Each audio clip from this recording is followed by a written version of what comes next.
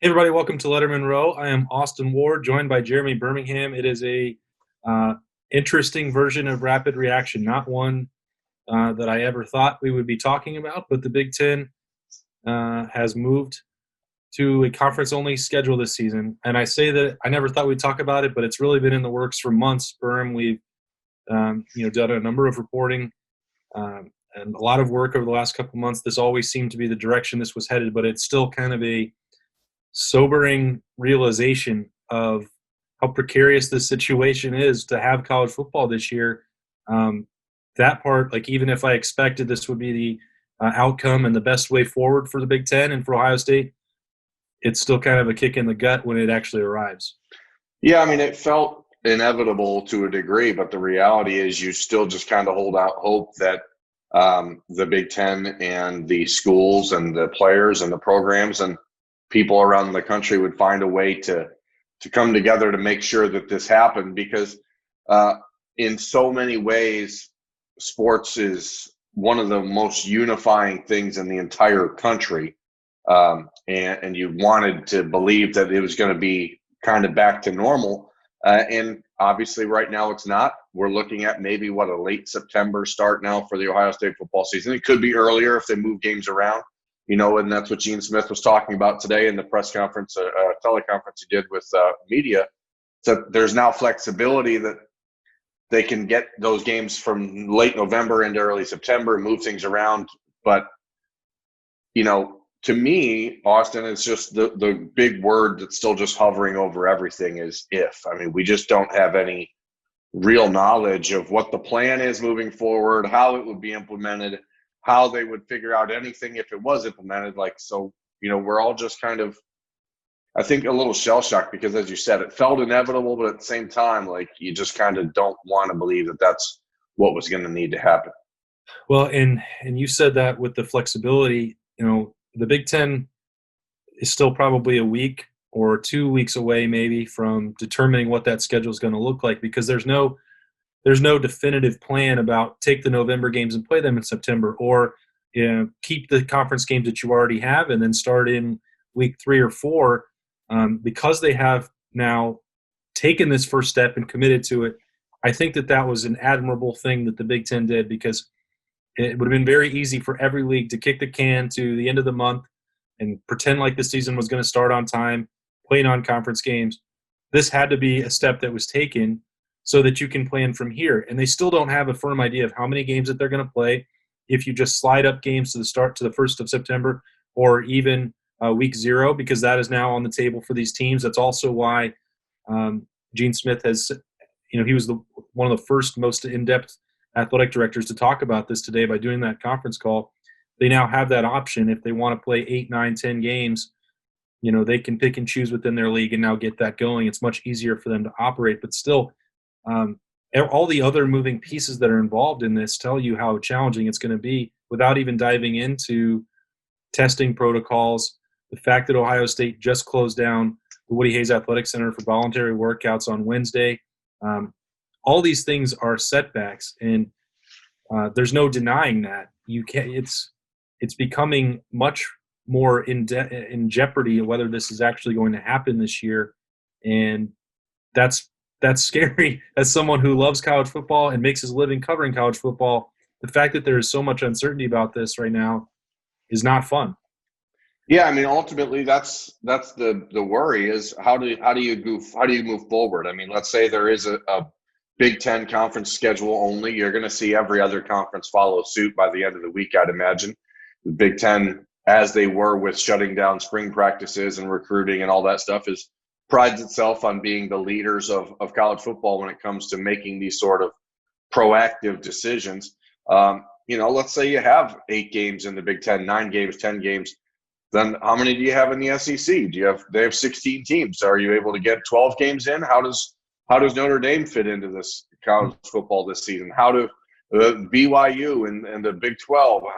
These conferences are all different sizes. I think it speaks to the need for college football to have one actual body of leaders as far as a college football commissioner to help make these sort of decisions uniform across the way. But ultimately, we're sitting here obviously an hour and a half, 2 hours after getting this information, is still wondering, like, we still don't know any idea of how this is going to actually break down, or again, if it's even going to turn into football being played in September or November or when. So, I think that the biggest thing is just how do we get football being played? What has to happen?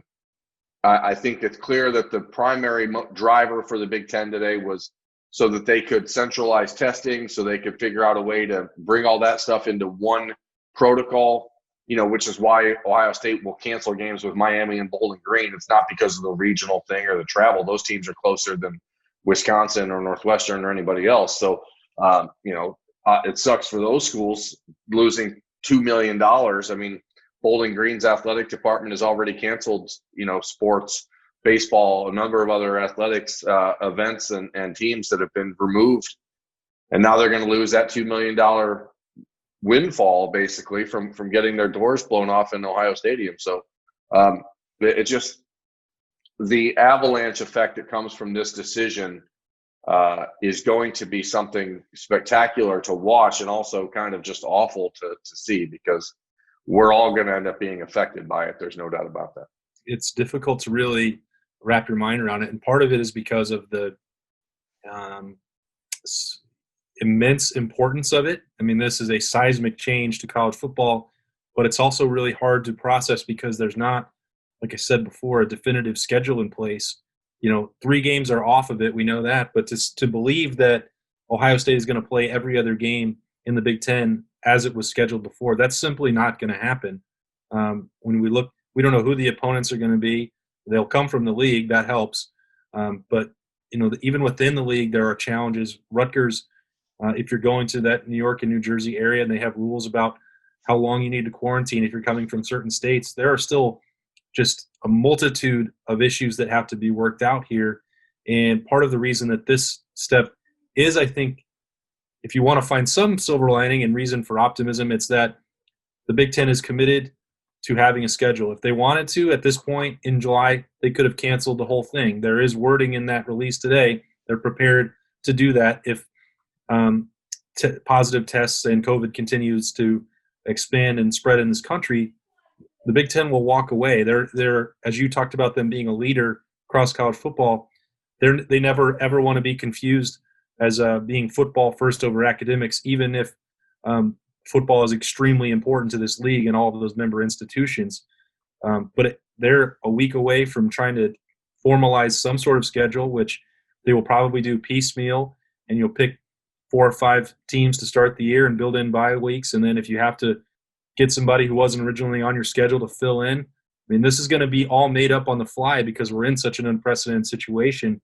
I would have liked them to say we're going to start on week 0. This is when who you're going to play, and go from there and fill in cancellations, because those are going to happen. That's inevitable. But for a first step, I think I could take some solace in the fact that they're at least committed to doing something that seemed very obvious for the last 3 months. Yeah, I mean, like you said, it just seemed like it was what was going to happen no matter what. And now you did hear Gene Smith today say the Big Ten has not really even discussed the idea of spring football. So I think, at least from a perspective of, if it's not happening in the fall, it's going to be canceled until next year. I mean, that's just pretty much what I read into that, which makes perfect sense, because spring football, the NFL is not going to delay its draft and delay its season following after that for college football.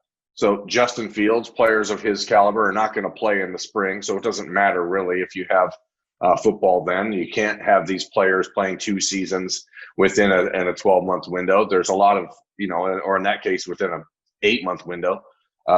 The conference has said over and over since the beginning of the coronavirus pandemic that health and safety of the student athlete is first and foremost. And they're doing that again. I mean, it doesn't even matter what your personal opinion is on the coronavirus pandemic or where we're at as a country, but the facts are the facts. And the Big Ten is making this decision because they're concerned about the health and welfare of the student athletes at Ohio State.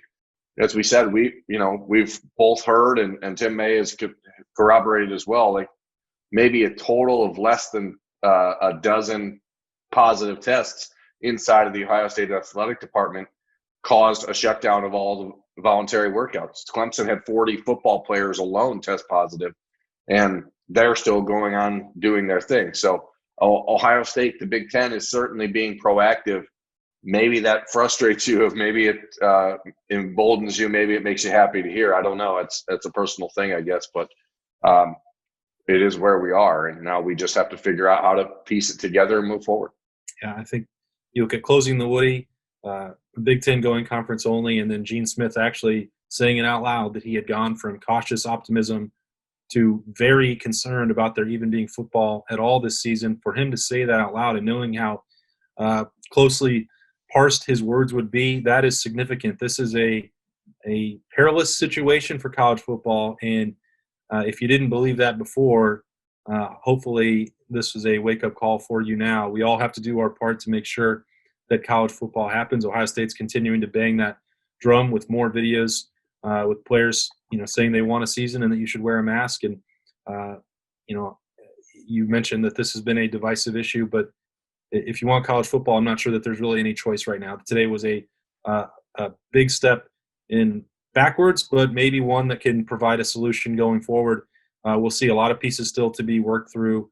Lettermen Row will cover all of that for you to the best of our ability. That's my buddy Jeremy Birmingham. I am Austin Ward. Stay with us at lettermenrow.com for all the latest news and updates about the Buckeyes and Big Ten football. See ya. Thanks for watching. Subscribe below to get the latest videos from Lettermen Row. We got Letterman Live, we've got the practice report, we got rapid reaction. Hey, and we got Buckeye Q with Zach Bourne. For sure. We got recruiting breakdowns with Berm. We got whatever you need. Ohio State football and Ohio State athletics, we've got you covered here at Lettermen Row.